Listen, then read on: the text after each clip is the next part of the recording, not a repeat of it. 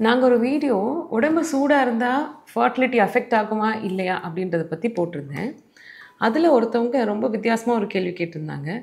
"சூடா இருந்தா நல்லதுன்னு சொல்லிட்டீங்க. அப்ப கோல்டா இருந்தா கெட்டதா?" அப்படின்னு கேட்டிருந்தாங்க. ரொம்ப நல்ல கேள்வி.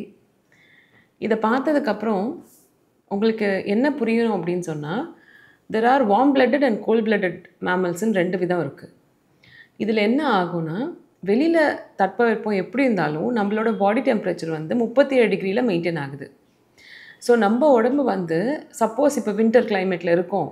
ரொம்ப குளிரா இருக்கு வெளியில அப்படின்னு சொன்னா, நம்ம பாடியில இருக்க ஃபேட் வந்து நெறைய ஹீட் ப்ரொடியூஸ் பண்ணி, அத பேலன்ஸ் பண்ணுது. ஸோ ஸ்கின் கோல்டா இருக்குன்றதுனால, உள்ள டெம்பரேச்சர் வந்து நம்மளுக்கு பாடியில யுட்ரஸையும், ஹார்ட்டையும் சுத்தி இருக்கிற டெம்பரேச்சர் வந்து 37 டிகிரீஸ்ல தான் மெயின்டெயின் ஆகும். ஆனா, நீங்க ரொம்ப எக்ஸ்ட்ரீம் வெதருக்கு போயிட்டீங்க. ஒரு காஷ்மீருக்கு போயிட்டீங்க, இல்ல ரொம்ப எக்ஸ்ட்ரீம் வெதர்ஸ்க்கு போயிட்டீங்க. உங்களால உங்களோட கோல்டு அ அ இது வந்து உங்கள அஃபெக்ட் பண்ணுது பாடிய.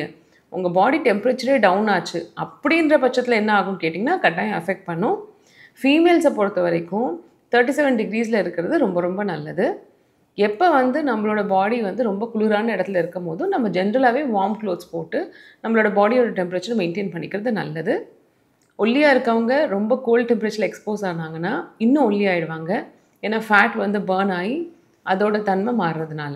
இத தாண்டி இன்னொரு சிச்சுவேஷன் இருக்கு. கோல்டா இருக்கோ வெளியில, இல்ல ஹாட்டா இருக்கோ வெளியில, என் பாடி எப்பவுமே சில்லுன்னே இருக்கும் டாக்டர். இது வந்து கொஞ்சம் ப்ரவுன் அடிப்போஸ் டிஷ்யூ கம்மியா இருக்கிறதுனால, இந்த மாதிரி உடம்பு இருக்கிறவங்க ஆக்சுவலா பண்ண வேண்டியது டெய்லி ஒழுங்கான எக்சர்சைஸ். பிகாஸ் உங்களோட பேசல் மெட்டபாலிக் ரேட் ரொம்ப கம்மியா இருக்குன்னு அர்த்தம். நீங்க எக்சர்சைஸ் பண்ணலன்னா ஈஸியா குண்டாயிடலாம். அதனால இது ஒரு ஜென்ரலான information not for fertility. So உடம்பு ஜென்ரலாவே சில்லுன்னு இருக்கிறவங்களுக்கு ப்ரவுன் அடிப்போஸ் டிஷ்யூ ரொம்ப கம்மியா இருக்குன்னு அர்த்தம்.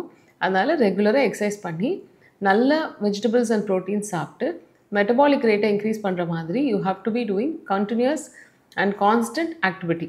இதுதான் டெம்பரேச்சர வச்சு சொல்ல வேண்டியது.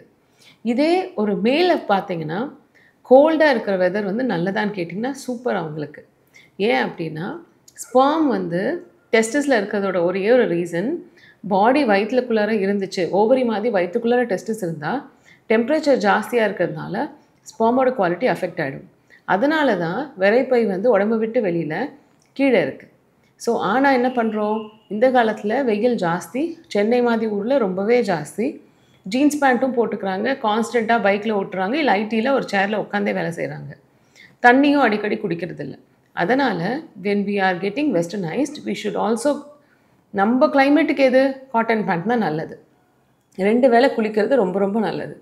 குளிக்கும்போது ஒரு டப்ல தண்ணி வச்சு, சில்லுன்னு தண்ணி வச்சு உட்காந்திருந்து குளிக்கிறது ரொம்ப ரொம்ப நல்லது. ஸோ டெம்பரேச்சர் வந்து மேலுக்கு கம்மியா இருந்தா நல்லது. ஃபீமேல்ஸ்க்கு வார்மா இருந்தா நல்லது. இதுதான் normal scientific way of approaching fertility.